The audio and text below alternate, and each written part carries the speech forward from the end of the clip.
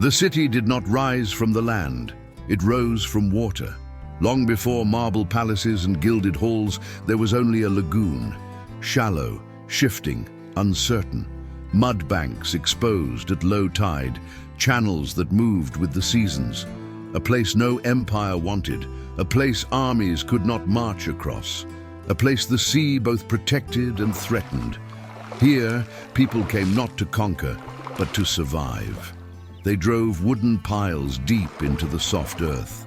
Oak, larch, alder, thousands upon thousands of them, driven by hand, one after another, until the ground became solid through sheer persistence. On top of wood, they laid stone, on stone, brick, and on brick, a city that refused to sink. Venice was never meant to exist. That was its first advantage. By the early Middle Ages, when the old Roman world had fractured, refugees fled into the lagoon. Families escaping war, collapse, and invasion. They brought little with them. What they found was isolation, and in isolation, safety. Over centuries, the scattered islands became one body. Bridges stitched neighborhoods together. Canals replaced roads. Boats replaced carts. Every movement followed the water. Every sound echoed across it. Venice learned early what land-based powers never did. That water was not a barrier. It was a highway. By the 12th century, the city had turned outward. The Adriatic Sea opened into the wider Mediterranean. Beyond it lay Constantinople, Alexandria, Damascus, and the markets of the East.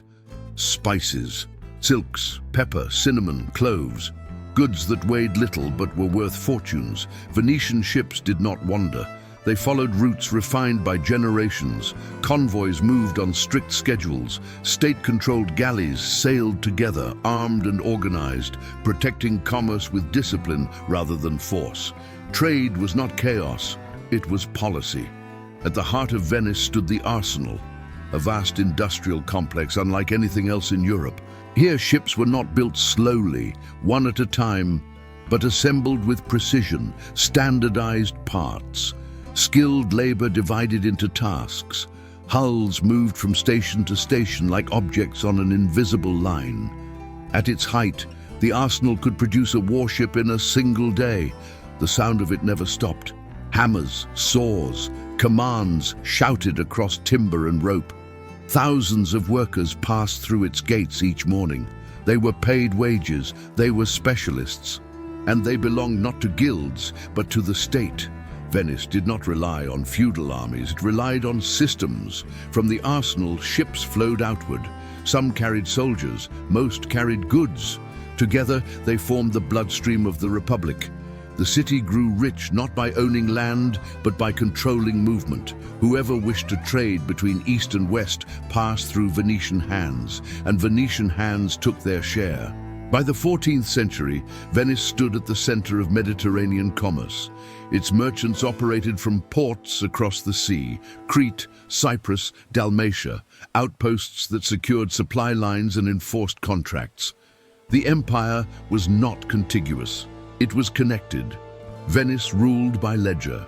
Back in the city, wealth reshaped the skyline. Palaces rose along the Grand Canal, their facades facing the water like theater stages. Gothic arches, marble columns, windows wide and tall, not for defense, but for display. Behind them lived families whose names endured for centuries. They did not call themselves nobles by birth. They were nobles by participation. Members of the Great Council, bound together by law, marriage, and shared interest.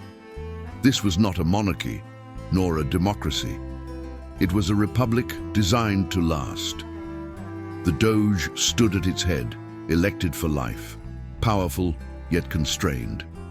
He could not act alone, could not leave the city without permission, could not enrich his family openly. His authority was ceremonial, symbolic, watched at all times. Power in Venice was collective, layered, suspicious of itself. Councils oversaw councils. Committees checked committees.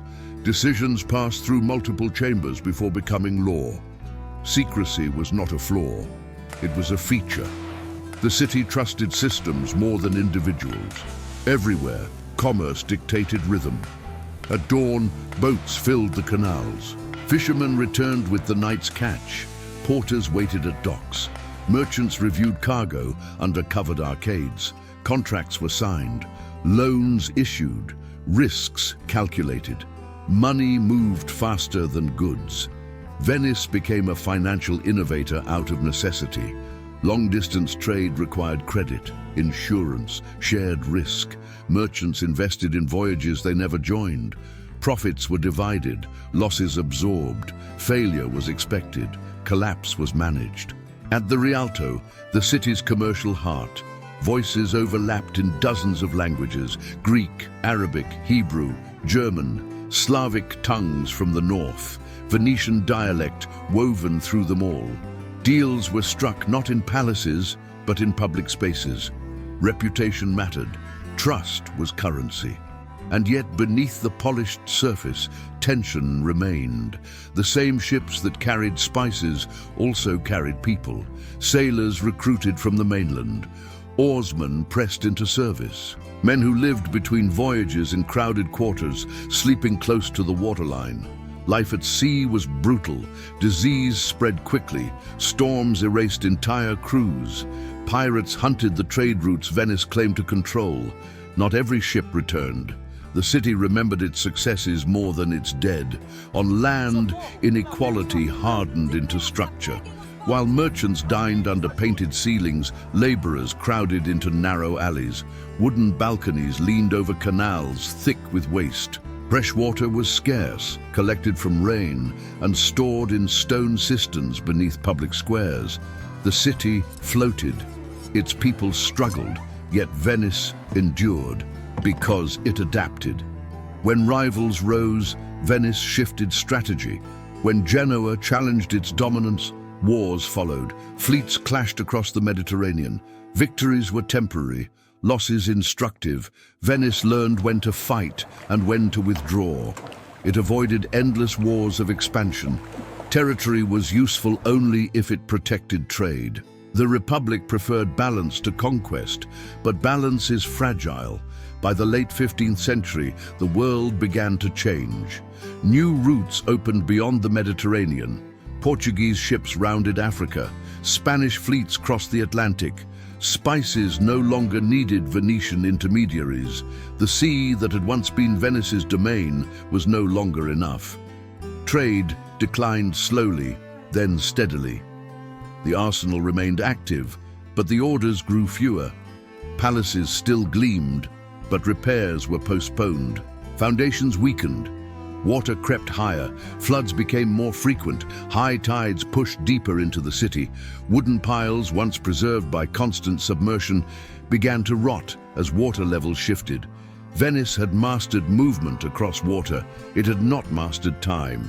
Still, life continued. Markets opened, bells rang, gondolas slid through narrow canals, their movement unchanged by centuries. Rituals persisted. Festivals filled the squares, masks concealed faces, blurring lines between classes. The city leaned into spectacle. Carnival became escape. Music echoed across the water. Light reflected off stone and silk. Venice presented itself not as a power, but as an experience. Behind the scenes, governance tightened, surveillance expanded, informants whispered. The state protected itself by watching everyone. Freedom existed, but it was managed. By the 17th century, Venice was no longer the center of the world, but it remained itself, a city that refused to disappear, a city that traded dominance for endurance. Its success had built it, its success had weakened it. Stone by stone, pile by pile, Venice continued to stand, floating, sinking, enduring. The lagoon still shifted beneath it, the water still rose and fell, and the city remained, not victorious, not defeated, just there. A monument to what happens when human ambition learns to move with the tides, and what it costs when it forgets that they never stop.